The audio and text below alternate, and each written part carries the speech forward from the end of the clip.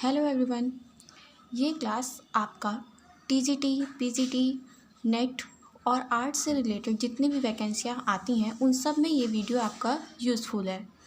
चलिए आज से हम शुरू करेंगे इंडियन आर्टिस्ट को, और इंडियन आर्टिस्ट में भी हम पढ़ेंगे आधुनिक भारतीय मूर्तिकार को। तो सबसे पहले हम स्टार्ट करेंगे देवी प्रसाद राय चौधरी से। तो देवी प्रसाद राय चौधरी ये एक प्रसिद्ध चित्रकार एवं मूर्तिकार थे। तो जो देवी प्रसाद राय चौधरी थे, इन्होंने चित्रकार और मूर्तिकार दोनों के रूप में कार्य किया, लेकिन इनको प्रसिद्धि मूर्तिकार के रूप में ज़्यादा मिली है। तो कभी भी अगर आपका एग्ज़ाम में क्वेश्चन आता है कि देवी प्रसाद राय चौधरी क्या थे और ऑप्शन में दिया रहे चित्रकार, मूर्तिकार और कुछ भी, तो उसमें आप मूर्तिकार हमेशा टिक करेंगे। अगर मूर्तिकार नहीं होता है तो आप चित्रकार लगा सकते हैं, लेकिन सबसे पहले आपको मूर्तिकार को ही टिक करना है।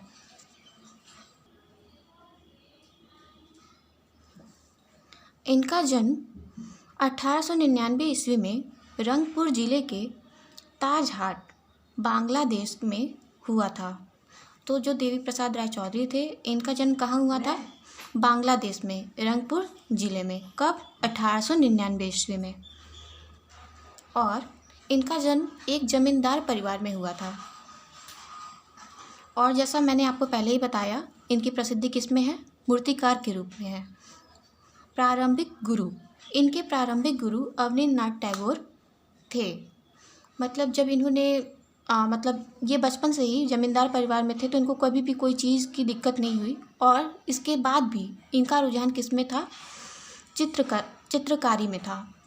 तो उस दौरान इनके पिता ने इनके रुझान को देखते हुए इनको अवनींद्रनाथ टैगोर के पास ले गए। तो इनके प्रारंभिक गुरु कौन थे? अवनींद्रनाथ टैगोर। मतलब बचपन में जो इन्होंने शिक्षा ली वो सबसे पहले इन्होंने अवनींद्रनाथ टैगोर से ली। और बायस, ये इतालवी कलाकार हैं, मतलब ये इटली के कलाकार हैं, जिससे इन्होंने तैल रंग की शिक्षा ली थी। मूर्तिकला की शिक्षा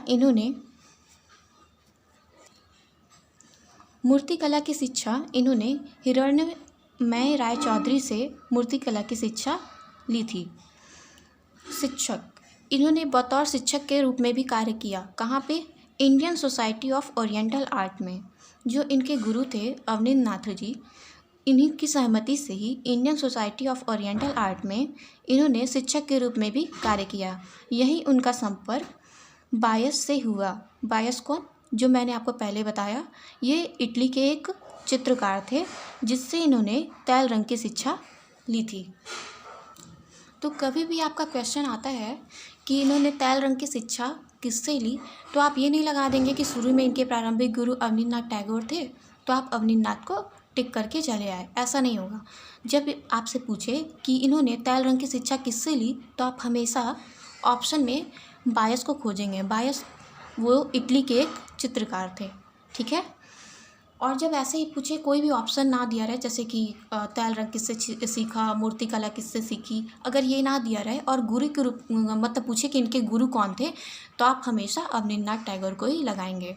जब ऐसे मेंशन करके पूछे कि इन्होंने तैल रंग किससे सीखा या फिर इन्होंने मूर्तिकला की शिक्षा कब किससे ली, तो आप तैल रंग में तो बायस को लगाएंगे। और अगर मूर्तिकला के बारे में पूछे कि उन्होंने मूर्तिकला की शिक्षा किससे ली, तब आप हिरण्मय राय चौधरी को ही लगाएंगे। अध्यक्ष, डबलिन कॉलेज ऑफ आर्ट में अध्यक्ष पद पर भी आसीन थे। जो देवी प्रसाद राय चौधरी थे, ये डबलिन कॉलेज ऑफ आर्ट में अध्यक्ष के रूप में भी कार्य किया। यहाँ पर इन्होंने 28 वर्षों तक शिक्षण कार्य किया। जो डबलिन कॉलेज ऑफ आर्ट का कॉलेज था, इन्होंने यहाँ पर अध्यक्ष के पद पर तो कार्य किया ही, और यहाँ पर 28 वर्षों तक शिक्षण कार्य किया। मतलब यहाँ पर 28 वर्षों तक वो शिक्षण मतलब पढ़ाने का कार्य करते रहे। ये मतलब देवी प्रसाद राय चौधरी ललित कला अकादमी के अध्यक्ष भी थे। तो जो देवी प्रसाद राय चौधरी थे, वो तो डबलिन कॉलेज ऑफ आर्ट के अध्यक्ष तो थे ही, और साथ ही साथ ये राष्ट्रीय ललित कला अकादमी के अध्यक्ष भी थे। देवी प्रसाद राय चौधरी के बारे में ये भी कहा जाता है कि देवी प्रसाद राय चौधरी की समानता थी किससे, उनके गुरु से, किस चीज़ में, चित्रण शैली में। तो देखिए समानता के बारे में देखते हैं। देवी प्रसाद राय चौधरी और उनके गुरु अवनींद्रनाथ टैगोर की चित्रण शैली में इतनी समानता थी कि अंतर कर पाना कठिन हो जाता है।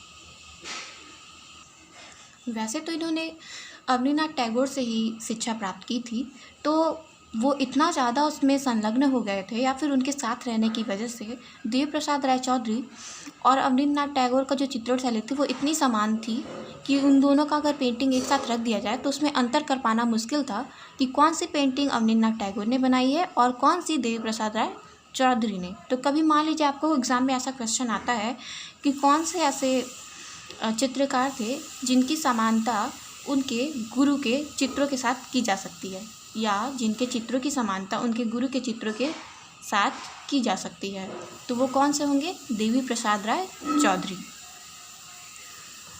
पुरस्कार, इनको सन 1958 ईस्वी में पद्म विभूषण की उपाधि से सम्मानित किया गया था। किसको? देवी प्रसाद राय चौधरी को।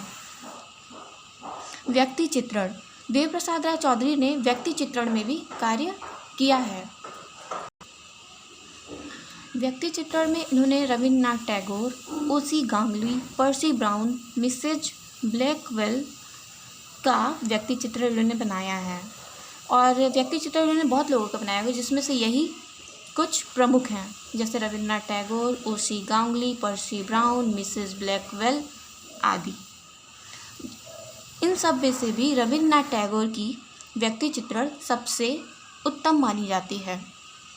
प्रभाव, इनके मूर्ति शिल्पों पर पाश्चात्य कलाकार रोंधा और बुर्देली का प्रभाव पड़ा है। लेकिन अगर आपको एग्ज़ाम में आता है तो सबसे पहले आप रोंधा को ही लगाएंगे, अगर ऑप्शन में रोंधा ना हो तब आप बुर्देली लगाएंगे। मान लीजिए एग्ज़ाम में ऐसा क्वेश्चन आता है कि देवी प्रसाद राय चौधरी के मूर्ति शिल्पों पर किस पाश्चात्य कलाकार का प्रभाव पड़ा है, तो आपको लगाना है ऑप्शन में पहले तो रोंधा, अगर रोंधा नहीं रहते हैं तो आपको बुर्देली लगाना है, लेकिन सबसे पहले आपको रोंधा ही लगाना है। माध्यम, इन्होंने जल रंग, तैल रंग, वॉश पद्धति, पेस्टल रंग माध्यम में भी कार्य किया है।